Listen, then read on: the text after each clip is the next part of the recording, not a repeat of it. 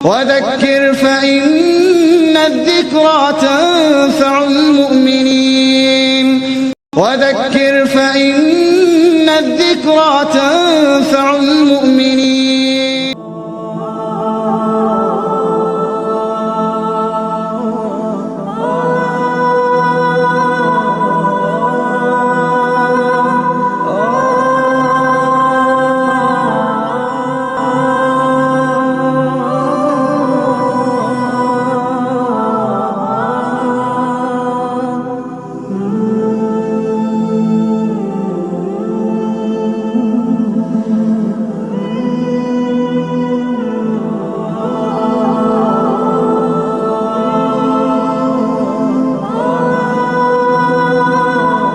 أشهد أن محمدا عبده ورسوله أما بعد يا أيها الناس اتقوا ربكم الذي خلقكم من نفس واحدة وخلق منها زوجها وبث منهما رجالا كثيرا ونساء واتقوا الله الذي تساءلون به والأرحام إن الله كان عليكم رقيبا يا أيها الذين آمنوا اتقوا الله حق تقاته ولا تموتن إلا وأنتم مسلمون رب اشرح لي صدري ويسر لي أمري واحلل عقدة من لساني يفقهوا قولي ரப்பி சிதனி இல்மா ரப்பி சிதனி இல்மா ரப்பி சிதனி இல்மா. நம்ம எல்லாம் படைத்து பரிபாலித்து பாதுகாத்து காத்து கொண்டிருக்கக்கூடிய வார்த்தைகள் வர்ணனைக்குள் செயல்படுத்த முடியாத அந்த ஏக இறைவனை துதித்தவனாக அவனுடைய திருத்தூதர் நமது உயிரினும் மேலான உத்தம நபி ஸல்லல்லாஹு அலைஹி வஸல்லம் அவர்கள் மீதும் அவர்களுடைய கண்ணியமிக்க குடும்பத்தினர்கள் சத்திய சஹாபாக்கள் தாபீன்கள் தபோ தாபீன்கள் இமாம்கள் சுஹதாக்கள் மேலும் இந்த ஜூம் ஆன்லைன் மீட்டிங்கில் கலந்து கொண்டிருக்கக்கூடிய அனைவர்கள் மீதும் அந்த வற்றாத பெருங்கருணையாளனுடைய சாந்தியும் சமாதானமும் என்றும் நின்று பொழியப்படட்டுமாக என்று பிரார்த்தித்தவனாக முதற்கு என்னுடைய சலாத்தினை பதிவு செய்து கொள்கின்றேன். அஸ்ஸலாமு அலைக்கும் வரஹ்மத்துல்லாஹி வபரகாத்து. அன்பார்ந்த சகோதரர்களே, எரியும் உலகம் ஈரான் முதல் வெனிசுலா வரை இந்த தலைப்புக்கு முன்னாடி போவதற்கு முன்னால் ஒரு 2 விஷயம் மட்டும் சொல்லிக்கிறேன். ஏன்னா அல்ஹம்துலில்லாஹ் இதில் ஒரு சந்தோஷமான விஷயம் என்னன்னா, ஐக்யூஏசியுடைய தற்போதைய தலைவராக இருக்கிறாங்க. நான் கத்தாருக்கு வந்தபோது தலைவராக அந்த நூர்லா பாஷா பையன் இருக்கிறாங்க. அதே போல் பழைய சகோதரர்கள் நிறைய பேர் இருக்கிறாங்க. அல்லாஹ்வுடைய கிருபையினால ஒரு மொய்தீன் ஷா சொன்ன மாதிரி மொய்தீன் ஷா சொன்னதுனால தான் அடுத்த நாளுக்கு ஒத்துக்கிட்டேன், இல்லைன்னா ஒத்துக்கொள்வது. ஏன்னா அவ்வளோ கமிட்டட், அவ்வளோ டைட் ஷெட்யூல்ஸில் ஓடிட்டு இருக்கிறோம். இன்னைக்கு ஒரு தமுமுகவுடைய மாணவ பிரிவு எஸ்எம்ஐயுடைய மலருக்கு ஒரு கட்டுரை நீ கொடுக்குறேன்னு சொல்லியிருந்தேன். இல்லைப்பா, இதுக்காக ரெடி பண்ண வேண்டியது இருக்கு, அதை 2 நாள் கழிச்சு தரேன் அப்படின்னு நாங்கள் டேட்டு வாங்கிட்டு தான் ஒத்துக்கிட்டு இருக்கிறேன். ஸோ இந்த தலைப்பு இருக்கு, இந்த தலைப்பு ரொம்ப கொஞ்சம் கஷ்டமான தலைப்பு. கஷ்டமான தலைப்புனா, இப்போ மொய்தீன் சாபை ஃபோன் பண்ணி ரமதானின் சிறப்புகள் பேசுங்கன்னா உடனே ஓகேன்னு சொல்லியிருப்பேன். அந்த மாதிரியான ஒரு ரெடிமேட் தலைப்பு அல்ல இது. நிறைய தகவல்களை தரவுகளை தேடக்கூடியது. ஏன்னா ஒவ்வொரு தரப்பாரும் அவரவர்கள் நிலைப்பாட்டில் தான் கட்டுரைகள் எழுதுவாங்க. அந்த கட்டுரைகளை படித்து நமக்கு உலக ஜியோ பாலிட்டிக்ஸை பற்றிய நாலேஜ் இருந்தால் தான் நம்மளால அதை குறித்த ஒரு சுருக்கமான வர்ணனையாவது மக்களுக்கு கொடுக்க முடியும். ஆனால் இன்னைக்கு வருந்தத்தக்க விதத்தில் தமிழ்நாட்டில் என்ன பிரச்சனை அப்படின்னா, மார்க்க பேச்சாளர்கள் அல்லது முஸ்லீம் பொதுமக்களுக்கு மத்தியிலே உரையாற்றுபவர்கள் பெரும்பான்மையும் தங்களை அப்டேட் செய்து கொள்வதில்லை. அப்ப என்னன்னு கேட்டீங்கன்னா, சமகாலத்தில் நடக்கக்கூடிய இந்த மாதிரி நிகழ்வுகளை சொல்லக்கூடிய உரைகள் பார்த்தீங்கன்னா ரொம்ப ரொம்ப குறைவாக இருக்கும். ஏன்னா அவரவர்கள் அந்த எல்லைகளை தாண்டி வெளியே வரமாட்டோம். ஆனால் செய்தனா உமர் ரலியல்லாஹு அன்ஹு அவர்கள் ரொம்ப தெளிவா சொன்னாங்க. என்ன சொன்னாங்க? எவன் ஒருவன் ஜாஹிலியத்தை அறிந்து கொள்ளவில்லையோ அவன் இஸ்லாத்தை அழித்து விடுவான். அப்ப இஸ்லாத்தை அறிந்து கொள்வது எந்த அளவுக்கு முக்கியமோ அதே போல ஜாஹிலியத்தை அறிந்து கொள்வது ரொம்ப முக்கியம். நீங்க கத்தார்ல பிழைப்பிற்காக இருக்கலாம், இந்தியா உங்களுடைய தாய்நாடாக இருக்கலாம். ஆனால் உலகத்தின் எங்கோ ஒரு மூலையில் நடக்கக்கூடிய ஒரு செயல் உங்களை பாதிக்கும். அதான் இன்றைய உலகம். இன்றைய உலகம் குளோபலைஸ் ஆன பிறகு உலகத்தில் எங்கோ ஒரு மூலையில் நடக்கக்கூடிய செயல் உங்களை பாதிக்கக்கூடிய வகையில் இன்னைக்கு நடந்து கொண்டிருக்கிறது. ஆனா இதை புரிந்து கொள்வதற்கு இந்த நிகழ்வுகளுக்கு பின்னால் உள்ள அரசியலை புரிந்து கொள்வதற்கு நமக்கு நிபுணத்துவம் தேவைப்படுகிறது. இன்றும் நம்முடைய ஜும்மாக்கள்ல இன்னைக்கு ஜும்மாவுடைய வாசிப்பு தீ பரவட்டும் அப்படின்னு டைட்டில் கொடுத்திருந்தேன். உடனே ஒருத்தர் ஃபோன் பண்ணி இதெல்லாம் ஜும்மாவில் பேசுற டாபிக் இல்லையா, ஏன்னா ஜும்மாவுக்கு நம்ம இந்த தலைப்பு தான் பேசணும்னு நம்ம என்ன பண்ணியிருக்கோம், ஆல்ரெடி டிஃபைன் பண்ணி வச்சிருக்கிறோம். இஸ்லாம் வந்து ஒரு முஸ்லீம எல்லாத்திலையும் சிறந்தவனா இருக்க சொல்வதை போல கல்வி தேடுவதில் நம்ம என்னவா இருக்கணும், எக்ஸ்பர்ட்டாக சிறந்தவர்களாக இருக்க வேண்டும். அப்ப இந்த 45 நிமிடத்துல இந்த தலைப்புக்கு முழு நியாயம் என்னால் கற்பிக்க முடியுமான்னு எனக்கு தெரியல. இருந்தாலும் நீங்க புரிந்து கொள்ள வேண்டும் என்பதற்காக ரொம்ப எளிமையான வார்த்தைகளை பயன்படுத்தி ஒரு மேலெழுந்த வாரியான சித்திரத்தை கொடுப்பதற்கு இன்ஷா அல்லாஹ் முயற்சி செய்கிறேன். அது ஒவ்வொரு வார்த்தைகளுக்கு பின்னாலும் ஒரு பெரிய வரலாறு இருக்கிறது. அப்படி இப்ப நான் பேசக்கூடிய ஒரு 5-6 விடயங்கள், ஒரு விடயமும் ஒரு உரையாக பேச வேண்டிய அளவுக்கு கனமான விஷயங்களை கொண்டது. அதனால மேலெழுந்து வாரியான கேட்கிறேன். கேள்விகள் கேட்கும் போது அந்த மட்டத்துக்கு நான் இன்ஷா அல்லாஹ் பதில் கொடுக்க முயற்சி செய்கிறேன். ஸோ இன்னைக்கு நம்ம பேசக்கூடிய தலைப்பு என்பது ஒரு சாதாரண தலைப்பு அல்ல. உலக அரசியல், உலக பொருளாதாரம், இப்படி உலகத்தில் நடக்கக்கூடிய நிகழ்வுகளை குறித்திய ஒரு பருந்து பார்வையை பார்க்க இருக்கிறோம். அதாவது ஹிந்துன்னு ஒரு மேகசின் வருது, உங்களுக்கு தெரியும் நினைக்கிறேன். ஆங்கிலத்தில் ஹிந்துன்னு ஒரு மேகசின் வருது. அதுல சண்டேல பாத்தீங்கன்னா அந்த மெயின் பேப்பர் ஒன்று வரும், அந்த 16 பக்கம். அதனோடு நிறைய இணைப்புகள் கொடுப்பாங்க. டேப்லாய்டு, பிசினஸ், ஸ்போர்ட்ஸ், எம்ப்ளாய்மெண்ட்னு ஒரு பிரபலமான இயக்குனர் ஒரு முறை சொன்னார். இதுல மற்ற பேப்பர்லாம் முக்கியம் இல்லை, இந்த பிசினஸ் 4 பேப்பர் வருது பார்த்தீங்களா, இந்த 4 பேப்பர் தான் ஒட்டுமொத்த பேப்பர் என்னவா வரணுங்கிறத டிசைட் பண்றதுன்னு. அதே போல இன்றைக்கு உலக வரலாறு நாம் விரும்பினாலும் விரும்பாவிட்டாலும், அதாவது பெரிய அண்ணன் சொல்லப்படக்கூடிய அங்கிள் சாம் அங்கிள் டாம் என்று சொல்லப்படக்கூடிய அமெரிக்கா எடுக்கக்கூடிய நகர்வுகளை ஒட்டித்தான் இருக்கிறது. இதை நம்ம வந்து ஒத்துக்கொள்ள வேண்டிய ஒரு உண்மை.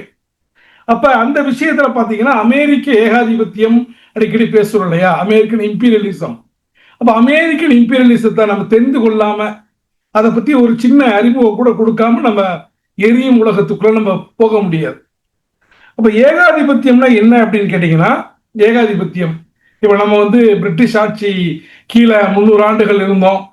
பிற நாடுகள் பிரெஞ்சு ஆட்சியின் கீழே இருந்தாங்க, சில நாடுகள் டச்சு ஆட்சியின் கீழே இருந்தாங்க இல்லையா. அது நேரடியாக படையை பயன்படுத்தி, இராணுவத்தை பயன்படுத்தி ஆட்சி செய்வது.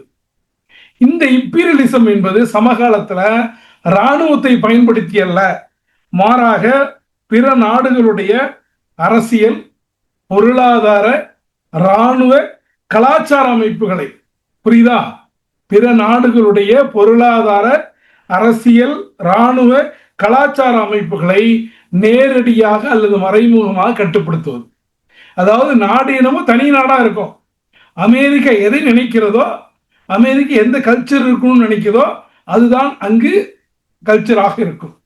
இதைத்தான் பேராசான் இமாம் யூசுப் அல் கர்லாவி ரஹ்மத்துல்லாஹ் ரொம்ப தெளிவா சொன்னாங்க. என்ன சொன்னாங்க, உங்களுடைய நிலத்தை ஆக்கிரமிப்பு செய்தால், உங்களுடைய பூமியை, உங்களுடைய நாட்டை ஆக்கிரமிப்பு செய்தால் அதை எளிதாக மீட்டு விட முடியும். ஆனால் உங்களுடைய சிந்தனை ஆக்கிரமிப்பு என்பது மீட்க முடியாத அளவுக்கு சேதாரத்தை உண்டாக்கக்கூடியது. அப்ப நம்மளுடைய சிந்தனைகளை இன்னைக்கு என்ன பண்றாங்க, ஆக்கிரமிப்பு செய்யக்கூடியதா அமெரிக்கன் இம்பீரியலிசம். இது 2ஆம் உலக போருக்கு முன்னாடி வரைக்கும் அமெரிக்கா இந்த உலகத்தினுடைய சர்வதிகாரியாக பெரியனாக இல்லை. 2ஆம் உலக போருக்கு பின்புதான், குறிப்பாக நாகசாக்கி ஹிரோஷிமாவில போடப்பட்ட அந்த அணுகுண்டுகள், அதற்கு பின்னால் அமெரிக்காவுடைய அந்த பவர், இதெல்லாம் அப்புறம் தான் அமெரிக்காவுக்கு அந்த ஒரு தன்மை கிடைக்கிறது. அமெரிக்கா அதிலிருந்து இந்த உலகத்தை 2 விதமான முறைகளில் ஆதிக்கம் செலுத்துகிறார்கள். அது என்ன 2 விதமான முறை என்றால், ஒன்று பொருளாதார ஆதிக்கம், 2வது இராணுவ ஆதிக்கம். பொருளாதார ஆதிக்கம்னா ஒரு நாட்டுக்கு அதிகமான கடன்களை கொடுப்பது, அதிகமான உதவிகளை செய்வது. அப்ப அந்த நாடு கடைசி வரைக்கும் அமெரிக்காவை சார்ந்து இருக்கக்கூடிய ஒரு நிலையை ஏற்படுத்துவது. அந்த நாட்டுடைய எந்த பாலிசி, எந்த கொள்கை எடுப்பதாக இருந்தாலும் இவர்களை கேட்காமல் எடுக்க முடியாது என்ற அளவுக்கு. 2வது இராணுவ ஆதிக்கம். அது என்ன விட உங்களுக்கு நல்லாவே தெரியும். நேட்டோ மிலிட்டரி பேஸ், இன்னைக்கு அமெரிக்காவுடைய படைத்தளங்கள் உலகத்தில் கிட்டத்தட்ட 750 ராணுவ தளங்கள் உலகத்தின் பல பகுதிகளில் அமெரிக்காவுடைய தளங்கள் செயல்படுகின்றன. நீங்க மற்ற எல்லாரும் உட்கார்ந்து இருக்கக்கூடிய எல்லா இடங்களிலும் அவர்களுடைய தளங்கள் இருப்பது நமக்கு ரொம்ப நல்லா தெரியும். அப்ப அவங்க ஒரு நாடு பிடிக்கலனா, ஒரு நாட்டை மாத்தணும், ஒரு நாடு என்னுடைய பேச்சு கேட்கலன்னா உடனே அவங்க பயன்படுத்தக்கூடிய 3 முக்கியமான வார்த்தைகள் war on terror. War on டெரர்னா தீவிரவாதத்துக்கு எதிரான போர், இல்லைன்னா ரீஜன் சேஞ்ச், ஆட்சி மாற்றம், மக்களுக்கு இந்த ஆட்சி பிடிக்கல, டெமோக்ரஸி, எங்க மக்கள்கிட்ட உண்மையான ஜனநாயகத்தை கொண்டு வருகிறோம். இப்பெல்லாம் இந்த 3 பெயர்கள் அடிபடுகிறதோ, இந்த 3 முழக்கங்கள் அடிபடுகிறதோ, அப்ப புரிஞ்சுக்கலாம் அண்ணன் வந்துட்டாரு, அண்ணன் சீன்ல வந்துட்டாருன்னு. ஏன் அமெரிக்கா எப்படி செய்கிறது? அதுக்கு ஒரு காரணம் இருக்கு இல்லையா?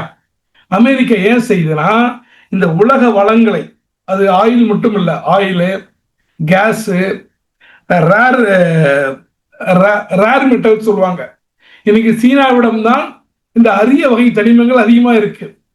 இன்னைக்கு சீனாவை பார்த்து அமெரிக்கா பயப்படுவதற்கான ஒரு மிக முக்கியமான காரணம் இந்த அரிய வகை தனிமங்கள் சீனாவிடத்தில் இருக்கு. மேரிடைம், கடல் வழி, அதாவது கடல் வழியான அந்த ரூட்ஸ் இருக்குல்ல, கடல் வழியான பாதைகளை கட்டுப்படுத்தக்கூடிய அதிகாரம், இத தன்வசம் கொண்டு வருவதற்காகத்தான் அமெரிக்கா இத்தகைய காரியங்களை செய்கிறது. ஒட்டுமொத்த உலகத்துடைய பொருளாதாரத்தை டாலரை அடிப்படையாக கொண்டு வைத்திருக்க வேண்டும். நம்மளாம் கேள்விப்பட்டிருப்போம், யாரெல்லாம் டாலருக்கு மாற்றாக ஒரு உலக ஒழுங்கை கட்டியமைக்க முயற்சித்தார்களோ, அது சதாம் ஹுசேனாக இருக்கலாம், கடாஃபியாக இருக்கலாம், யாரா வேணா இருக்கலாம், யாரெல்லாம் டாலருக்கு பதிலாக ஒரு உலக ஒழுங்கை கட்டியமைக்க விரும்புகிறார்களோ அவர்களெல்லாம் உலகத்தை விட்டு வெளியேற்றப்படுவதை நம்ம சாதாரணமாக பார்க்கிறோம். இன்னொன்று என்னன்னா, அமெரிக்காவுக்கு எதிர்ப்பாக வரக்கூடிய சக்திகள் இருக்குல்ல, குறிப்பா சைனா, ரஷ்யா அல்லது ஈரான் போன்ற நாடுகள்லாம் அதை தடுப்பது. உலகத்தினுடைய ஒரே மோனோபொலி நான் தான், என மீறி யாரை வளர்ந்து விடக்கூடாது. அதுவும் குறிப்பா ட்ரம்ப்புடைய விஷயத்தை பற்றி பேசணும்னால அது தனி டாபிக். ட்ரம்ப் வந்த பிறகு அந்த நடவடிக்கைகள் வேகம் எடுத்திருப்பதை நாம் பார்க்கிறோம். அப்ப இதுல அமெரிக்கா அந்த 1950ஸ்க்கு பிறகு அவங்க ஒரு ஆக்சிலேட்டரை போட்டு கியர் 4ல போட்டு வேகமாக தங்களுடைய இலக்கை நோக்கி பயணித்துக் கொண்டிருந்த போது அவர்களுடைய இலக்கில எங்க தெரியுமா முதல் பிரேக் வந்துச்சு? அவருடைய இலக்கை தடை செய்தது அல்லது இலக்கில் பாதிப்பை ஏற்படுத்தியது வேறு எந்த நாடும் அல்ல, ஈரான். ஈரான்ல தான். குறிப்பாக ஈரான் புரட்சி என்பது அமெரிக்க ஏகாதிபத்திய பார்வையில் ஒரு கேம் சேஞ்சர். அமெரிக்கா நினைப்பது எல்லாம் நடந்து விடாது என்பதை இந்த உலகத்துக்கு பறைசாற்றக்கூடிய ஒரு நிகழ்வாக அந்த ஈரான் ஆட்சி மாற்றம் ஏற்பட்டது. ஈரான் ஆட்சி மாற்றத்தை நம்ம மிடில் ஈஸ்ட், அதாவது மத்திய கிழக்கினுடைய பவர் ரீஅலைன்மெண்ட் கூட நம்ம சொல்லலாம். அப்ப 1953ல சிஐஏ என்ன பண்றாங்க, மக்களால் தேர்ந்தெடுக்கப்பட்ட, ஜனநாயகத்துக்கு பாடுபடுவதாக சொல்லக்கூடிய அமெரிக்கா மக்களால் தேர்ந்தெடுக்கப்பட்ட ஆட்சியை அகற்றிவிட்டு தங்களுடைய கைப்பாவியான ஷாவை கொண்டு ஆபரேஷன் அஜாக்ஸ் மூலமாக ஈரானில் ஜனநாயகத்தை வைத்து ஆபரேஷன் அஜாக்ஸ் மூலமா என்ன பண்ணாங்க, ஷாவை கொண்டு வந்தாங்க. 25 வருட ஆட்சிக்கு பிறகு கொமேனி வெளியேற்றப்பட்டார். கொமேனி பிரான்சில் இருந்து கொண்டு அந்த மன்னராட்சிக்கு எதிராக குரல் கொடுத்தார். கடைசியில் 1979ல அமெரிக்காவுடைய எதிர்ப்பை மீறி அமெரிக்க தூதரகம் சிறைபிடிக்கப்பட்டு அமெரிக்க தூதர அதிகாரிகள் கடத்தப்பட்டு உலக வரலாற்றில் ஒரு மிகப்பெரிய அமெரிக்காவுக்கான தலைகுனிவாக ஈரான்ல ஆயத்துல்லா அலி கொமேனி ஆட்சி பொறுப்பேற்றதை நாம் பார்க்கிறோம். இது எல்லாமே நம்ம பேசுவது எல்லாமே அரசியல் ரீதியானது மட்டும்தான். அதை நீங்க வேற எந்த கண்ணோட்டத்திலையும் நம்ம பார்க்க வேணாம். அப்ப அமெரிக்க ஆதிக்கத்தை நிராகரித்த, அமெரிக்காவுக்கு அடிபணிய மாட்டோம் என்று நிராகரித்த, வெளிப்படையாக அறிவித்த ஒரே பெரிய மத்திய கிழக்கு நாடு என்பது ஈரான் மட்டும்தான். சந்தேகமில்லாமல் சவுதியுடைய மன்னர் ஃபைசலுடைய வீரத்தை நாம் குறைத்து மதிப்பிடவில்லை. ஆனால் ஒரு ரீஜியமாக, ஒரு ஆட்சியாக, ஒரு நாடாக முழு முதல் எதிர்ப்பை பதிவு செய்தது எதுன்னு கேட்டீங்கன்னா ஈரான் தான். அப்ப ஈரான்ல அப்போ பிரபலமான முழக்கம் என்னன்னா நெய்தர் ஈஸ்ட், அதாவது ரஷ்யா இல்லைன்னா அமெரிக்கா, ரெண்டு பேர்ல யாராவது ஒரு ஆளை சார்ந்துதான் உலக நாடுகள் இயங்க வேண்டிய சூழல். நெய்தர் ஈஸ்ட் நார் வெஸ்ட், இஸ்லாமிக் ரிபப்ளிக் என்ற கோஷத்தோடு அவங்க என்ன பண்ணாங்க, ஆட்சிக்கு வந்தாங்க. அந்த இஸ்லாமிய குடியரசுடைய அரசியல் அமெரிக்காவுடைய எண்ணெய் விலை கட்டுப்பாட்டுக்கு, மேற்குலக ஆதிக்கத்திற்கு விடப்பட்ட நேரடி சவால். இன்னும் கேட்டா அது ஈரான் ஈராக் போருக்கான மிக முக்கியமான காரணியாகும். எந்த சதாம் ஹுசேனை பின்னாளில் அமெரிக்கா கொன்றதோ, எந்த அமெரிக்க கூட்டுப்படைகள் 2004 பகதாதில் இருந்த அந்த மிகப்பெரிய நூலகத்தை எப்படி மங்கோலியர்கள், காட்டு மிராண்டிகள் இஸ்லாமிய களஞ்சியங்களை அவங்க தீயிட்டு பொசிக்கினார்களோ, சமீபத்தில் ஒரு ஆய்வு பார்த்து ரொம்ப ஷாக்கிங் ஆயிடுச்சு. என்னன்னு கேட்டீங்கன்னா, அந்த பக்தாதுலையும் கொட்டோபாவிலையும் இருந்த பல்கலைக்கழகத்தில் இருந்தக்கூடிய அந்த கருவூலங்களை எல்லாம் தீ வைத்து எரிக்கிறாங்க.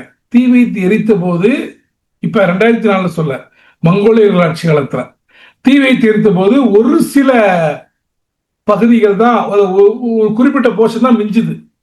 அப்படி மிஞ்சிய ஒரு 60 இல்லை 70 புத்தகங்களை கொண்டுதான் இன்றைய நிறைய அறிவியல் கண்டுபிடிப்புகளுடைய ஊற்றே வந்துச்சான்.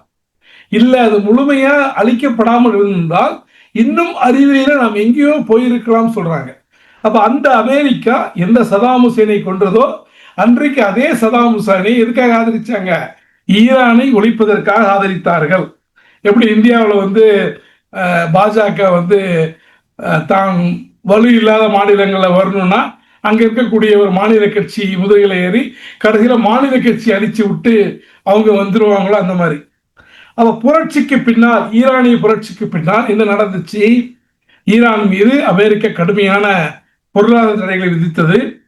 ஈராக் போன்ற அண்டை நாடுகள் மூலமாக போர்களை தொடுத்து ஒரு மிகப்பெரிய சேதத்தை ஏற்படுத்தியது. இன்னைக்கு ஈரானில் நடக்கக்கூடிய போராட்டம் கூட என்னன்னு கேட்டீங்கன்னா, அந்த ஈரான் ரியால் கடுமையான வீழ்ச்சியை சந்தித்தது இந்த பொருளாதார தடைகள் மூலமாக. அதனால் ஏற்பட்ட விலைவாசி உயர்வை தாங்க முடியாததான் அந்த இன்றைக்கு போராட்டம் நடப்பதற்கான தொடக்க புள்ளி. இன்னைக்கு வேற வேற டைரக்ஷன்ல போயிட்டு இருக்கு. அப்ப ஈரானை என்ன சொன்னாங்கன்னா, ரோக் ஸ்டேட், அது ஒரு ரவுடி தேசம் என்பதாக அமெரிக்கா பிரச்சாரம் செய்தது. அமெரிக்காக்கு எந்தெந்த தேசம் எல்லாம் பிடிக்கவில்லையோ ரோக் ஸ்டேட் என்ற வார்த்தையை தாராளமாக பயன்படுத்துவார்கள். அதே போல வெனிசுலால இப்ப பார்த்தோம். வெனிசுலா ஒரு இஸ்லாமிய நாடு கிடையாது. வெனிசுலா பேசிக்கா பாத்தீங்கன்னா, வெனிசுலா என்பது ஒரு கம்யூனிஸ்ட் நாடு, நமக்கு தெரியும்.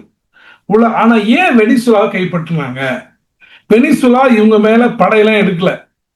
வெனிசுலா இவங்களை அமெரிக்க அதிபரை கொலை செய்யல, எந்த முயற்சி எடுக்கல. இன்னைக்கு அவங்க ஒரு அபிஷியலா ஒரு காரணம் சொல்றாங்க, வெனிசுலா ட்ரக், அதாவது போதைப் பொருட்களுடைய மையமாக இருக்கிறது.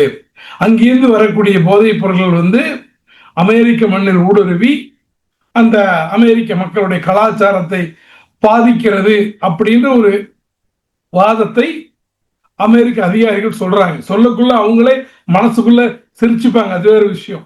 அந்த பொதுமக்களை நம்ப வைப்பதற்காக நம்ம என்னென்ன காரணம்லாம் சொல்றோம். ஆனா உண்மையிலேயே வெனிசுலா மேல் நிகழ்த்தப்பட்ட வெனிசுலாவுடைய அதிபர், அதாவது ஒரு ரொம்ப விந்தையாக இருக்கிறது. நம்மள சின்ன பிள்ளைகள் விளையாடுவோம், சின்ன பிள்ளை விளையாட்டு மாதிரி ஆயிப்போச்சு. ஒரு நாடு திடீர்னு இன்னொரு சுயாட்சி பெற்ற நாடு மேல தாக்குதல் நடத்தி அந்த நாட்டு அதிபரை, அவருடைய மனைவிய கடத்திட்டு ஆக்சுவலா அது கடத்தல் தான், கடத்திட்டு தான் நாட்டில் கொண்டாந்து சிறையில் அடைச்சி நாங்க நீதி விசாரணை நடத்துவோம் என்று தங்களை ஒரு நீதிக்கான பாதுகாவலராக காட்டுவதெல்லாம் உண்மையிலே ரொம்ப, நம்மளாம் ஒரு 10 வருஷத்துக்கு முன்னாடி இப்படிலாம் நடக்குமா அப்படின்னு நினைக்கக்கூடிய விதத்துல இன்னைக்கு அமெரிக்கா நடந்து கொண்டிருப்பதை பார்க்கிறோம். அப்போ ஏன் இன்னைக்கு வெனிசுலா மேல இப்படிப்பட்ட ஒரு தாக்குதல் நடந்துச்சுன்னா, இன்னைக்கு உலகத்தினுடைய லார்ஜஸ்ட் ப்ரூவன் ஆயில் ரிசர்வ்ஸ், இன்னைக்கு உலகத்துல நிரூபிக்கப்பட்ட கண்டுபிடிக்கப்பட்ட எண்ணெய் அதிகமாக இருப்பது சவுதி மற்ற மத்திய கிழக்கு ரஷ்யா நாடுகளை விட அதிகமாக இருப்பது வெனிசுலால தான். அந்த வெனிசுலா அதை யூஸ் பண்ணுவதற்கான டெக்னாலஜி, அவங்களுக்கு தேவையான டெக்னாலஜி தேவையான பொருட்களை செய்ய விடாம இவங்க எக்கனாமிக் சாங்ஷன்ஸ்ல வச்சிருக்கிறதுனால அதை பயன்படுத்தப்படாமல் இருக்கிறது. அதை அமெரிக்கா எப்படியாவது ஒட்டுமொத்தமாக கைப்பற்றி, நீங்க என்ன சொல்றாங்க, யார் வேணா ஆட்சிக்கு வாங்க, US should have complete access to the oil. அமெரிக்காவுக்கு அந்த எண்ணெய்க்கான முழு அதிகாரம் இருக்க வேண்டும். ரொம்ப இப்ப இந்தியா போய் திடீர்னு பங்களாதேஷ்ல நாட்டுடைய எல்லா வளங்களும் நான் தான் எடுத்துக்கணும் அப்படின்னு எப்படி இருக்கும், அந்த மாதிரியாக இன்றைக்கு நடந்து கொண்டிருக்கிறார்கள். மேலும் கடந்த 26 வருஷமா 25 வருஷமா அங்க வெனிசுலாவுடைய அதிபராக ஹூகோ சாவேஸும் மதுரோவும் கம்யூனிஸ்ட் கொள்கையில் இருந்தாங்க. அமெரிக்க ஏகாதிபத்தியத்தை எதிர்க்கக்கூடியவர்களாக சோசியலிஸ்ட் மாடலை அவங்க பின்பற்றினாங்க. அதுக்காக அவங்க சில முயற்சிகள் மேற்கொண்டாங்க. அதான் முக்கியம். அது பொருளாதார முயற்சிகள். என்னன்னா, டாலரை சேலஞ்ச் செய்வதற்காக, டாலருக்கு பின்னால் ஒரு வரலாறு இருக்கு, அதை பார்ப்போம். டாலரை சேலஞ்ச் செய்வதற்காக பெட்ரோ கரீப் அப்படின்னா அந்த வெனிசுலாவை சுற்றி இருக்கக்கூடிய அந்த நார்த் அமெரிக்கன் சின்ன சின்ன நாடுகள்லாம் இருக்குல்ல, அந்த நாடுகளுக்கு குறைந்த விலையில் என்ன பண்ணுவாங்க, நார்மலா மார்க்கெட்ல என்ன விலை பெட்ரோல் விற்குதோ அதை விட குறைந்த விலைக்கு விற்பாங்க. அப்ப குறைந்த விலைக்கு விற்கக்குள்ள அந்த நாடுகள் என்ன பண்ணும், வெனிசுலா மட்டும் தான் வாங்கும். வெனிசுலாவை பொறுத்த வரைக்கும் அவங்க அமெரிக்காவோட ஆளுகை கீழே போகாமல் இருப்பதற்காக குறைந்த எண்ணெயை தராங்க. இப்ப எப்படி ரஷ்யா மேல பொருளாதாரத்தோட விதிச்சாங்க. ரஷ்யா மேல பொருளாதாரத்தை விதிச்ச பிறகு யார் யாரெல்லாம் ரஷ்யாட்ட வாங்குறீங்களோ உங்க மேல 500% வரி விதிப்பேன். அது சும்மா 10% 20%லாம் இல்லை, தலைவர் எப்பவுமே 500% தான். 500% வரி விதிப்பேன். உடனே நம்ம ஆளுங்க இங்க இருக்கிறவங்க பாருங்க, அவர் 500% வரி விதிப்பேன்னு சொல்லி கூட ரஷ்யாட்டேந்து நம்ம வாங்குறாரு ஆயில. ஏன்னா எண்ணெய் விலை குறைவாக இருக்கிறது. அங்க பிரச்சனை என்னன்னா, உண்மைதான், எண்ணெய் விலை குறைவாக வாங்கி அவர் அம்பானிக்கு கொடுக்கிறார், இந்தியாவுக்கு கொடுக்கல. சரியா? அதே போல இவங்க பெட்ரோ கரீபிங்கிற மெத்தட்ல அங்க இருக்கக்கூடிய நாடுகளுக்கு குறைந்த விலையில அவங்க எண்ணெய பண்றாங்க. நான் டாலர், நீங்க ஆயில் டாலர்ல பணம் செலுத்த வேண்டும் என்று எந்த அவசியமும் இல்லை. இதுதான் அமெரிக்கா வெனிசுலா மேல கோபம் கொள்வதற்கான மிக முக்கியமான காரணம். அடுத்து பார்ப்பதற்கு முன்னால் இந்த டாலரை பத்தி ஒரு சின்ன விஷயம் பார்த்துட்டு போயிடும், ஏன்னா ரொம்ப முக்கியம். இந்த டாலர் இவ்வளவு வலுவாக இருப்பதற்கு முக்கியமான காரணம் யார் தெரியுமா? இந்த டாலர் இவ்வளவு வலுவாக இருப்பதற்கு நம்ம மீமிசல் நூர் முகமது பாய் எந்த நாட்டில் இருக்காரோ அந்த நாடு தான் காரணம். காரணம் என்னன்னா, 1945 அமெரிக்க அதிபராக இந்த பிராங்க்லின் ரூஸ்வெல்ட் அவருக்கும் கிங் அப்துல் அஜீஸ்க்கும் சந்திப்பு நடக்கிறது. என்ன சந்திப்பு அப்படின்னா, அவங்க முன்னாடி கண்டுபிடிச்சிடறாங்க என்னன்னா, பெட்ரோல் நிறைய வருது, அந்த பெட்ரோலை எடுப்பதற்கான டெக்னாலஜி ஆக்ட் இல்ல, முஸ்லீம்கள்ட்ட அப்ப இல்ல. இன்னும் கேட்டா, இன்னும் சில வரலாற்று தகவல்களின்படி இது 1905 இதை கண்டுபிடிச்சிட்டாங்க. 1905 கண்டுபிடிச்சிட்டாங்க. கண்டுபிடித்து வெளியே விடாமல் இருந்தார்கள். ஏனென்றால் 1905 கிலாஃபத் உயிர் போடு இருந்தது. இது வெளியே தெரிந்தா கிலாஃபத் அந்த ஆட்சி செய்த உதுமானிய கலீஃபாவுக்கு தெரிந்ததால் இதை பயன்படுத்தி உதுமானிய கிலாஃபா வலுவாகிவிடும். உதுமானிய கிலாஃபா எப்படி இருந்துச்சுன்னா, அன்னைக்கு ஐரோப்பா பஞ்சத்தில் இருந்த போது ஐரோப்பாவுக்கு இலவசமாக உணவுப் பொருட்களை வழங்கினார்கள். துருக்கியிலேருந்து மக்காவுக்கு ரயில் செல்வதற்கான ஏற்பாடுகளை செய்தார்கள். அதெல்லாம் மிகப்பெரிய பொருளாதார வளர்த்தினார். அதனாலதான் பெரிய பெரிய திட்டங்களை அவங்க தாண்டி பொருளாதார நெருக்கடிக்கு போயிட்டாங்க. நெருக்கடிக்கு போனதாலதான் இந்த யூதர்கள் என்ன பண்ணாங்க, அந்த சமயத்துல கூட யூதர்கள் தங்களுக்கு ஒரு நாடு வேணுங்கிற அடிப்படையில பாலஸ்தீனத்தை தேர்வு செய்து அந்த ஊருக்கு எப்படி போறாங்க அப்படின்னா, போய் இப்போ ஒரு 10,000 ரூபா ஒரு இடம் அப்படின்னா 40,000 தரேன், 50,000 தரேன் அப்படின்னு ஆசை வார்த்தைகளை கூட்டி மக்கள்கிட்டேருந்து முதல்ல நிலத்தை வாங்குறாங்க. ஏன்னா அங்க எப்படியாவது நம்ம ஹோம் ஸ்டேட்டை வைக்கணும்னு சொல்லிட்டு இதை அறிந்து கொண்ட சுல்தான் அப்துல் ஹமீது ரஹமத்துல்லா, 2ஆம் சுல்தான் அப்துல் ஹமீது ஒரு உத்தரவு பிறப்பிக்கிறாங்க. இனிமேல் பாலஸ்தீனத்துல யாரும் யூதர்களுக்கு நிலங்களை விற்க கூடாது. இது அவங்களுக்கு ஒரு பெரிய அடியா போயிடுச்சு. ஏன்னா உதுமானிய கிலாஃபா கடுமையான நிதி நெருக்கடியில் இருந்துச்சு. ஒரு சின்ன கூட்டம் இவங்க போய் என்ன சொல்றாங்க, ஒரு 5 பேர் கொண்ட கூட்டம் உதுமானிய கலீஃபாவை பார்த்து, நீங்க அந்த உத்தரவை மட்டும் வாபஸ் வாங்கிடுங்க, உங்க அரசாங்கத்துக்கு, அதாவது அந்த உதுமானிய கலீஃபாவுக்கு இருக்கிற எல்லா கடனையும் நாங்கள் அடைச்சிடும். அதாவது ஒரு மிகப்பெரிய சாம்ராஜ்யத்தினுடைய கடனை அடைக்கக்கூடிய அளவுக்கு உங்களுக்கு என்ன இருந்துச்சு, பொருளாதார வலு இருந்துச்சு. ஏன்னா அப்பதான் ஆப்பிரிக்கால கிம்பர்லி டைமண்ட் அவங்க கைவசம் வந்துச்சு. அந்த கிம்பர்லி டைமண்ட் தான் யூதர்கள் மீண்டும் பொருளாதார ரீதியாக பலம் பெறுவதற்கான மிகப்பெரிய விஷயம். இந்த கிம்பர்லிக்குள்ள போனால் நமக்கு டைம் ஆயிடும், நம்ம இங்கே வந்துடும்.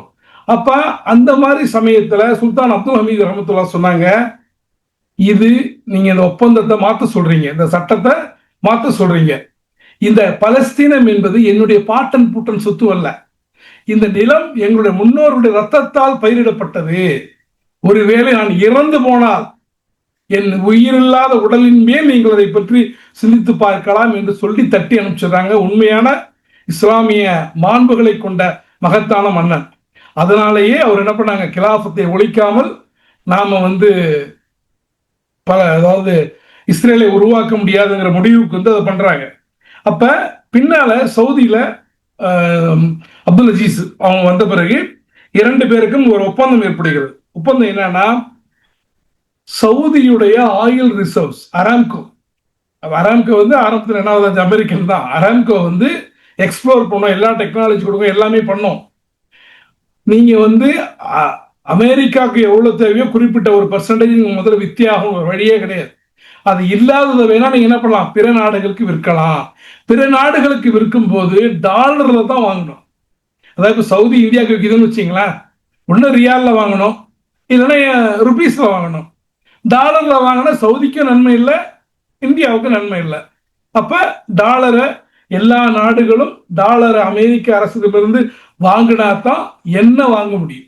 அப்ப வேற வழி இல்லாம அமெரிக்கால என்ன எம்ப்ளாய்மெண்ட் டிக்ளைன் ஆனாலும் அமெரிக்கன் எக்கனாமி என்பது ரொம்ப ஸ்ட்ராங்காக இருக்கும். அப்ப யூஎஸ் டாலரை நீங்க டாலர்ல தான் ஆயில் கொடுக்கணும். அதற்கு பதிலாக சவுதிக்கு என்ன பிரச்சனைனாலும் யுஎஸ் மிலிட்ரி பார்த்துக்கும். யுஎஸ் மிலிட்ரியுடைய பேஸ் வந்த வரலாறு அப்படித்தான், சரியா? இதன் மூலமாக தான் பெட்ரோ டாலர் பாலிடிக்ஸ்ங்கிற காயினேஜ் அப்பதான் என்னாச்சு உருவாகுது. அப்போதிலிருந்து அமெரிக்கா மிடில் ஈஸ்டினுடைய அரபு வேர்ல்டுடைய கேட் கீப்பர் நீங்க வேற சௌக்கிதார் சொன்னார்ல, நான் தான் இந்த நாட்டுடைய சௌக்கிதார். அந்த மாதிரி மிடில் ஈஸ்டினுடைய சௌக்கிதாரா அமெரிக்கா மாறி போனது. மிடில் ஈஸ்டினுடைய இறையாண்மை என்பது அமெரிக்க கட்டுப்பாட்டில் சென்றது. எந்த அளவுக்குன்னா 1973ல உலகத்துல மிகப்பெரிய எண்ணெய் நெருக்கடி வந்துச்சு. அப்ப கூட அமெரிக்காவுக்கு செல்ல வேண்டிய எண்ணெய் வரத்து குறையவில்லை. ஒப்பக்னு ஒன்று கொண்டாந்தாங்க, organisation of petroleum exporting countries. பெட்ரோலை ஏற்றுமதி செய்யக்கூடிய நாடுகள் எல்லாம் சேர்ந்து ஒரு கூட்டமைப்பை ஏற்படுத்தினார்கள். அந்த கூட்டமைப்பு தான் அந்த ஆயிலுடைய பிரைஸை ஏற்றுவது இறக்குறதை பத்தி முடிவு செய்யும். அதுலயே என்ன இருந்துச்சு, யுஎஸ் உடைய இன்ஃப்ளூயன்ஸ் இருந்துச்சு. அதனால தான் ஈரான்லயோ ஈராக்லயோ ஏமன்லயோ அமெரிக்காவுக்கு எதிரான மாற்று சக்திகள் உருவானால் முதலில் அதை துடை தெரிவதற்கு அமெரிக்கா தயாராக இருந்தது. இந்த அடிப்படையில தாங்கிறத நம்ம புரிஞ்சுக்கணும். ஸோ இப்படியாக அமெரிக்கா அந்த பெட்ரோ டாலர் மூலமாக உலகத்தை ஆண்டு கொண்டிருந்தது, சரியா? அடுத்து பாத்தீங்க அப்படின்னா வெனிசுலால அவங்க என்ன பண்ணாங்க, 2002லயே அவங்க என்ன பண்ணாங்க, சிஏ ஆதரவுல ஒரு கூப்பட்டம் பண்ணாங்க. அதாவது ஆட்சி மாற்றத்துக்கான சில வேலைகளை செய்தார்கள், பொருளாதார தடைகளை கொடுத்தாங்க. சம்பந்தமே இல்லாத இந்த எந்த நாட்டிலையும் ஒரு ஆளுங்கட்சிக்கு எதிர்ப்பா 2 பேர் இருப்பான். அந்த மாதிரி ஒரு நபரை குடோவை இடைக்கால ஜனாதிபதி அப்படின்னு அறிவிச்சு ரீஜிம் சேஞ்ச் பண்ண முயற்சி பண்ணாங்க. இப்படி நிறைய பண்ணி அந்த நாட்டு மேல பொருளாதார தடைகளை விதித்து வேற வழி இல்லாம அந்த நாட்டினுடைய விலைவாசி ஏறுவதற்கு காரணமாக இவர்கள் அமைந்தார்கள். எல்லா நாட்டிலையும் இந்த இதுல சென்னை புத்தக கண்காட்சியில் கூட அந்த புத்தகம் கிடைக்குது. புத்தகம் பேர் மறந்துட்டேன். அந்த புத்தகம் எப்படி பெரிய உலகத்தினுடைய மிகப்பெரிய எண்ணெய் கம்பெனிகளுடைய சிஇஓவா போவாங்க. ஆனா அவங்க ஒரு நாட்டில் என்ன பண்ணுவாங்க, ஆட்சி மாற்றம் ஏற்படுத்தக்கூடிய அளவுக்கு ஒரு பவர் புரோக்கர்ஸா அவங்க விளங்குவாங்க. கிட்டத்தட்ட அதே மாதிரி ஒரு சம்பவத்தை கூட சமீபத்தில் சக்தி திருமகங்கிற ஒரு படத்துல கூட அதை ஒரு குறியீடா காட்டியிருப்பாங்க. அப்ப இவங்க முழுக்க முழுக்க யுஎஸ் சாங்ஷன்ஸை வச்சு அந்த மக்கள்கிட்ட விலைவாசியை ஏற்றி அந்த மக்களை வெனிசுலா அரசுக்கு எதிராக கிளப்ப முயற்சித்தார்கள். அதுவும் முடியாமல் போகத்தான் வேற வழி இல்லாம என்ன பண்ணாங்க, டைரக்டா அட்டாக் பண்ணி அதிபரையும் அதிபருடைய மனைவியும் அவர்கள் தூக்கிட்டாங்க. நான் தொடக்கத்திலே சொன்னது போல இப்போது ஏகாதிபத்தியம் என்பது ட்ரூ படைகளை வைத்து இன்வென்ஷன் பண்ணுவது அல்ல, மாறாக எக்கனாமிக் வார்ஃபேர், பொருளாதார போர், இன்ஃபர்மேஷன் வார்ஃபேர். அதாவது இன்னைக்கு ஹாலிவுட் படங்களாக இருக்கலாம், இல்ல அவர்களிடத்தில் இருக்கக்கூடிய மின்னணு ஊடகங்களாக இருக்கலாம், அல்லது பிரிண்ட் மீடியாவா இருக்கலாம், சோசியல் மீடியாவா இருக்கலாம். இந்த எல்லா மீடியாக்கள்லையும் அமெரிக்காவுக்கு பிடித்த நாடுகளை நல்லவர்களாகவும் பிடிக்காத நாடுகளை கெட்டவர்களாகவும் மக்களுக்கு மத்தியிலே கட்டமைப்பது. ஒரு விதத்துல பாத்தீங்கன்னா உண்மையை சொல்லுவானா, கத்தாதக்கூடிய அல் ஜசீரா வந்த பிறகுதான் மக்களுக்கு there is a another side of a story. எந்த ஒரு உலகத்தில் நடக்கக்கூடிய சம்பவத்துக்கும் அமெரிக்கா சொல்வது மட்டும் உண்மை அல்ல, அமெரிக்கா சொல்வதற்கு மாற்றான ஒரு சம்பவம் இருக்கிறது என்று உணரக்கூடியதே அல் ஜசீராவுக்கு பிறகுதான் ஏற்பட்டுச்சு. அதனாலதான் அவங்க அல் ஜசீரா மேல அந்த அளவுக்கு கடுமையை காட்டினார்கள்.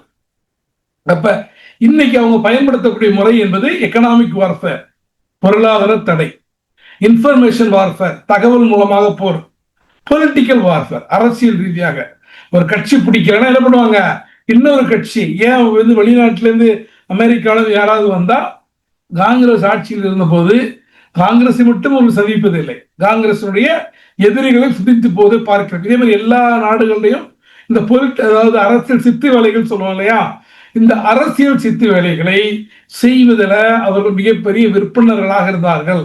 அதனால தான் அந்த நபர் பேர் மறந்துட்டேன், அமெரிக்காவில் அந்த அமெரிக்கா பிற நாடுகளுக்கு ஸ்னோடன் வந்து என்னென்ன தகவல்கள் கொடுத்துச்சுங்கிறத அவரு டேப் பண்ணி கசிய விட்ட போது உலகம் அதிர்ந்து போனது.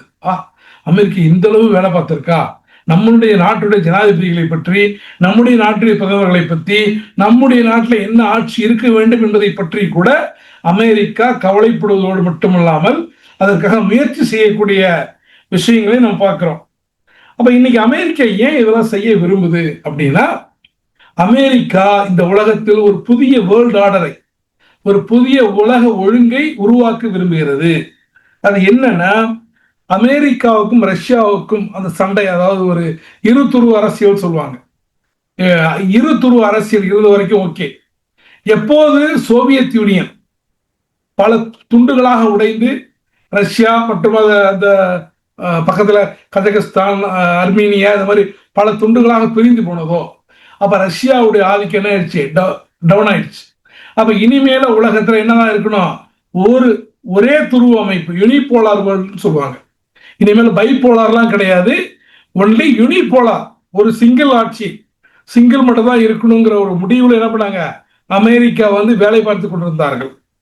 அதே போல எல்லா நாடுகளுக்கும், உலகத்தில் இருக்கக்கூடிய எந்த நாடுகளும் கம்யூனிச எக்கனாமிக் மாடலையோ அல்லது வேறு எக்கனாமிக் மாடலையோ அவங்க பின்பற்றாம அவங்க என்ன பண்ணணும் அப்படின்னா, அமெரிக்காவுடைய இந்த லிபரல், அதாவது அந்த தாராளமய பொருளாதார கொள்கையை தான் அவர்கள் பின்பற்ற வேண்டும் என்பது அமெரிக்காவுடைய நோக்கமாக இருந்தது. அதே போல நேட்டோவை கொண்டு உலகத்தில் எங்கெங்கெல்லாம் முடியுமோ, எந்தெந்த நாடுகள்லாம் தங்களுடைய செல்வாக்கு இருக்கிறதோ அந்த நாடுகள் என்ன பண்ணுவாங்க, நேட்டோவை வைத்து தங்களுடைய படைத்தளங்களை வைத்து அந்த நாட்டில் நடக்கக்கூடிய எல்லா விஷயங்களும். நம்ம நாட்டில் பாருங்களேன், யாராவது ஒரு பிரபலம் புதுசா வராரு, அவரு கட்சி ஆரம்பிக்கிறாரு, அவரை நம்ம பிடிக்குள்ள கொண்டு வரணும்னா முதல்ல என்ன பண்ணுவாங்க, அவருக்கு ஒயிட் பிரிவு பாதுகாப்பு கொடுப்பாங்க, இசட் பிரிவு பாதுகாப்பு. அவர் நினைச்சுப்பாரு நமக்கு இது வந்து பெரிய கௌரவம், யாருக்கும் கொடுக்காது, நம்ம கேட்காமையே கொடுக்குறாங்கன்னு. கேட்காம கொடுக்கறது சும்மா இல்லை, அவருக்கு பாதுகாப்பு இல்லை, அவரை தங்களுடைய கட்டுக்குள் கொண்டு வருவதற்காக செய்யக்கூடிய வேலைகள். அதே போல உலகத்துல எங்கெல்லாம் முடியுமோ நேட்டோவுடைய மையங்களை வைப்பது, டாலர் மையப்பட்ட உலக வர்த்தகம், உலக ஊடகங்கள் எல்லா இடத்துலயும் நான் விரும்பக்கூடிய கதை தான் வரணும்.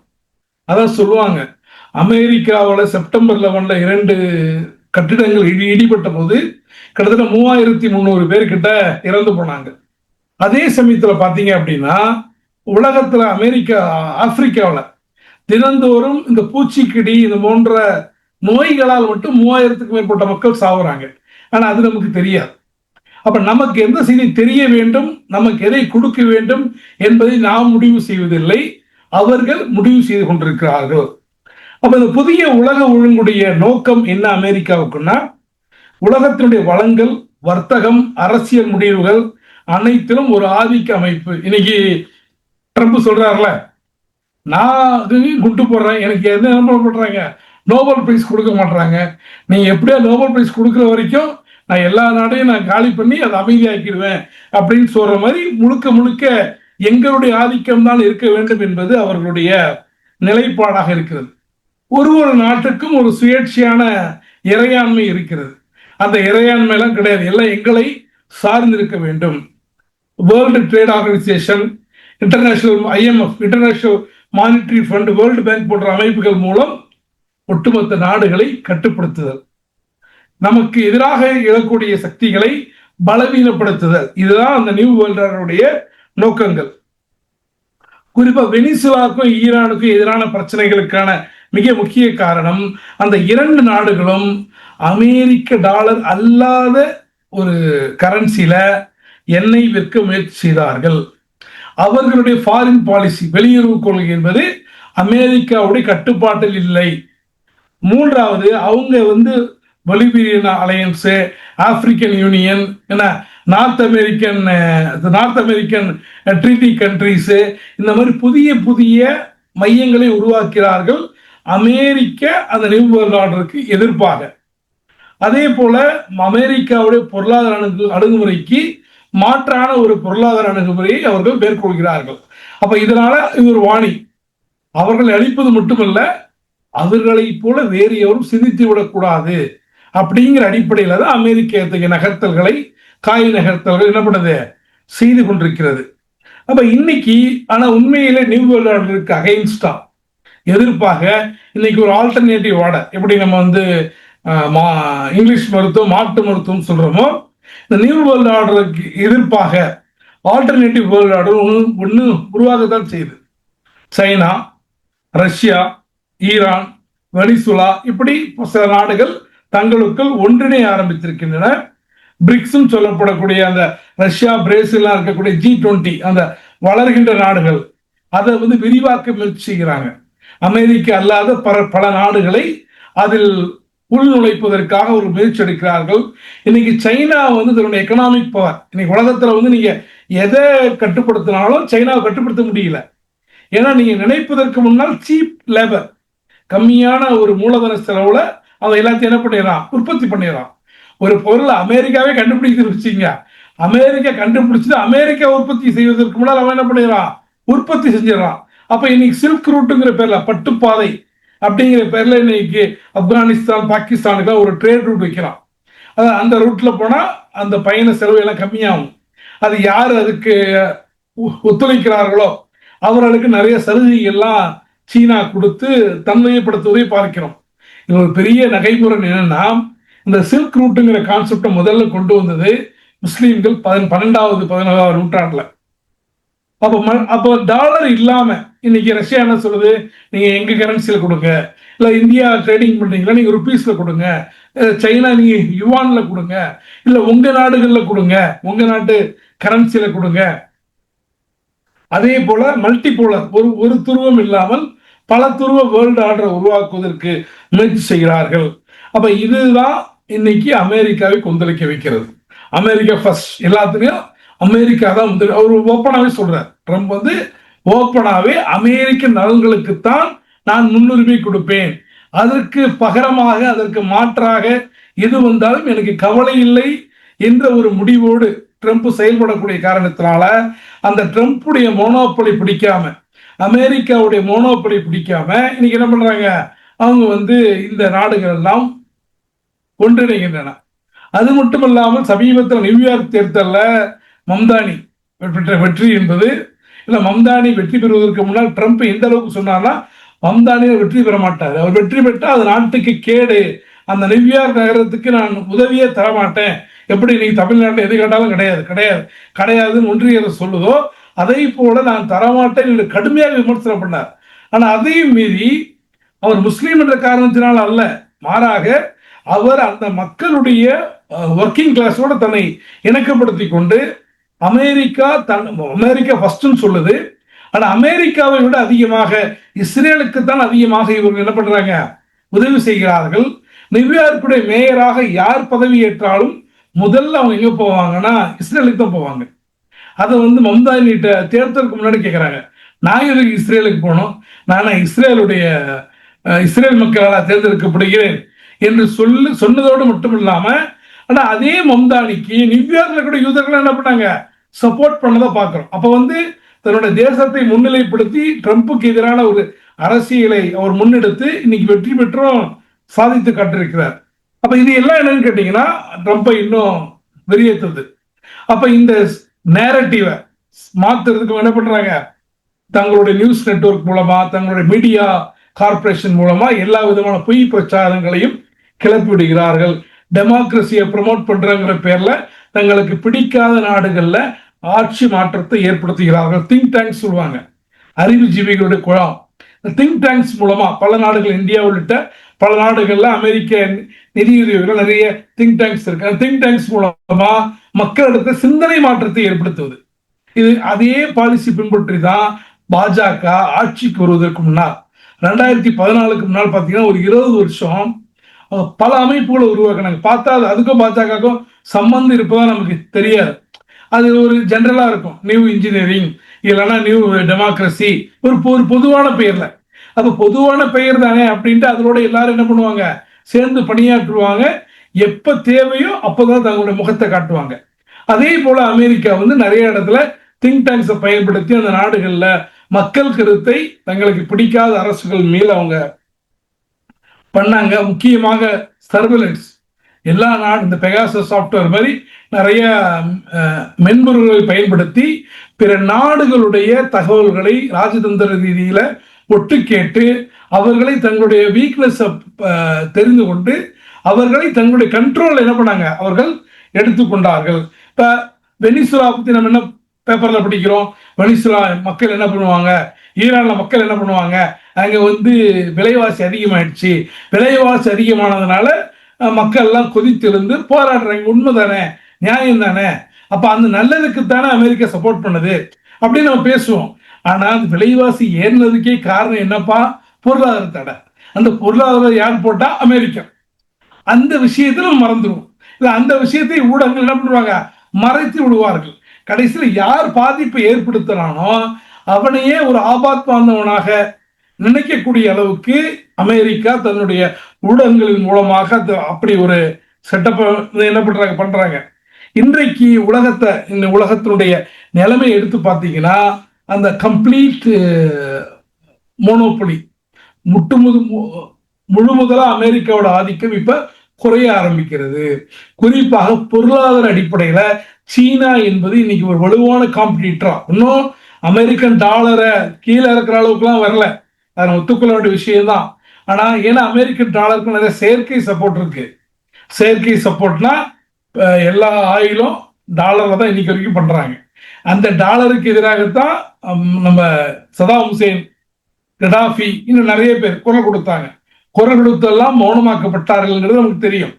அதற்கு எதிராக குரல் கொடுத்த காரணத்தினால மலேசியாவுடைய எக்கனாமி, மலேசியாவுடைய கரன்சி எப்படி ஒரே மாதத்துல அல்லது ஒரே வாரத்துல கீழறங்கி கொண்டு வரப்பட்டதுங்கிறது தெரியும்.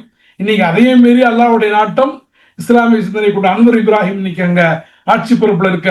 ஆனா இதே அன்வர் இப்ராஹிம அமெரிக்கா அதனுடைய சித்தாந்தம் பிடிக்காத காரணத்தினால அவரை ஜெயிலுக்குள்ள அனுப்பி அவரை பழி வாங்கினாங்க. அல்லாஹ் அதாவது சூழ்ச்சியாளர்கள் அல்லாஹ் ரபுல் ஆலமீன் இன்னும் சூழ்ச்சியாளர். அப்ப இப்படியாக அமெரிக்கா எதிர்ப்பாக இன்னைக்கு சீனா பொருளாதாரத்தை வளர்ந்து கொண்டு வருகிறது. அதே போல ரஷ்யா பாதுகாப்பு விஞ்ஞானத்துல அமெரிக்காவுக்கு சவால் விடக்கூடிய திறன் இன்னைக்கும் ரஷ்யாவுக்கு இருக்கத்தான் செய்கிறது. அதே போல மத்திய கிழக்குல அமெரிக்காவோட கொள்கைகளை எதிர்க்கக்கூடியவர்களாக ஈரான் மட்டுமல்ல, ஈவன் ஏமனுடைய ஹூத்திகள் கூட இருக்கிறாங்க. இன்னைக்கு இந்த ஏமனுடைய விஷயத்துல இன்னைக்கு சவுதி அரேபியாவுக்கும் ஐக்கிய அரபு அமீரகத்துக்குமே நிறைய முட்டல் மோதல்கள் இருப்பது உலக அரசியலை, ஜியோ பாலிடிக்ஸ் தெரிஞ்சவங்களுக்கு புரியும். பின் சயீதுக்கோ முகமது பின் சல்மானுக்கோ உள்ள அந்த சிக்கல் எந்த அளவுக்கு அங்க அந்த பாலிசியை சேஞ்ச் பண்றதுங்கிறது குளோபல் திங்க் டேங்க் உள்ளவங்களுக்கு தெரியும். அப்ப இன்னைக்கு உலக அரசியல் என்பது வளங்களின் அரசியல். ரிசோர்ஸ், எண்ணெய் வளம், ரேர் மெட்டல்ஸ், கேஸ், எனர்ஜி, இதை மேரிடைம் ரூட்ஸ், கடல் வழி வணிகம், இதை கைப்பற்றுவதற்கான போர், இதை கைப்பற்றுவதற்கான விஷயங்கள் தான் இன்றைக்கு உலக அளவில் மோதல்களாக உருவெடுக்கின்றன. இன்னும் கேட்டா எண்ணெய் இருப்பது எல்லா சமயங்களும் வரமல்ல, அது சாபம். இன்னும் ஒண்ணு முக்கியமான விஷயம் சொல்றேன். சோமாலியா ஏழை நாடு, நம்ம எல்லாருக்கும் தெரியும் இல்லையா? சோமாலியா இருக்கக்கூடிய குழந்தைகள்லாம் ரொம்ப மெலிந்து எலும்பும் தோலுமாக இருப்பார்கள். ஆனா உண்மையிலே சோமாலியால ரேர் மெட்டல்ஸ் அதிகமா இருக்கு. உலகத்தின் எப்படி இந்தியாவில் நார்மலா பெங்கால் தான் ரொம்ப புவர் ஸ்டேட்னு சொல்லுவோம். நம்ம வளைகுடாவில் கூட பாத்தீங்கன்னா பெங்காலி யாருமே நம்ம மதிக்க மாட்டோம். ஆனா இந்தியாவின் மிக பணக்கார மாநிலமாக இருந்தது வெஸ்ட் பெங்கால். நம்ம மீர் ஜாஃபரால் காட்டி கொடுக்கப்பட்ட சிராஜுதீன் தௌலா இருந்த வரைக்கும் வங்காளம் தான் இந்தியாவுடைய மிகப்பெரிய பணக்கார மாநிலமாக இருந்தது. அந்த வங்காளத்தினுடைய செல்வமும், இன்னொரு 5 நிமிஷத்துல முடிச்சிடறேன், வங்காளத்தினுடைய செல்வமும் திப்பு சுல்தான் தோற்கடிக்கப்பட்ட பின் மைசூருடைய செல்வமும் சேர்ந்துதான் இங்கிலாந்துல வந்து என்ன இண்டஸ்ட்ரியல் ரெவல்யூஷனுக்கு வித்திட்டது. என்னன்னு கேட்டா 1750 உலக பொருளாதாரத்துல இந்தியாவுடைய பங்கு என்பது 26%. உலக பொருளாதாரம் 100னா இந்தியாவுடைய பங்கு எவ்வளவு? 26. உலகத்துல 1/4 பகுதி பொருளாதாரம் இந்தியாவில் அவுரங்கசீப் ஆட்சி காலத்துல. அப்ப இங்கிலாந்துடைய பொருளாதாரம் என்பது 1.8 இருந்தது. 100 வருஷம் கழிச்சு பாத்தீங்கன்னா அந்த 1.8 வந்து 21 மாறிடுச்சு. என்னன்னா இந்தியாவிலிருந்து கொள்ளையடித்து கொண்டு சொல்லப்பட்ட செல்வங்கள். அதே போல இன்னைக்கு சோமாலியாவில் இருக்கக்கூடிய ரேர் மெட்டல்ஸ், அதற்கான அதிகார போட்டி தான் இன்னைக்கு மத்திய கிழக்கு நாடுகளையும், அதாவது அமெரிக்கா, சீனா போன்ற நாடுகளையும் அவர்களுக்கான கைக்கூலிகளாக, அதுக்கான ப்ராக்சிஸாக இன்னைக்கு மத்திய கிழக்கு நாடுகளும் அந்த போர்ல ஈடுபடுறதை நம்ம பார்க்கிறோம். அப்ப இன்னைக்கு அமெரிக்காவுடைய அந்த கனவுக்கு எதிர்ப்பாக இருக்க காரணத்தினால தங்களுக்கு எதிர்ப்பான நாடுகள புரட்சிகளை, ஆக்கிரமிப்பு முயற்சிகளை, தடைகளை இன்றைக்கு அவர்கள் ஏற்படுத்தி கொண்டிருக்கிறார்கள்.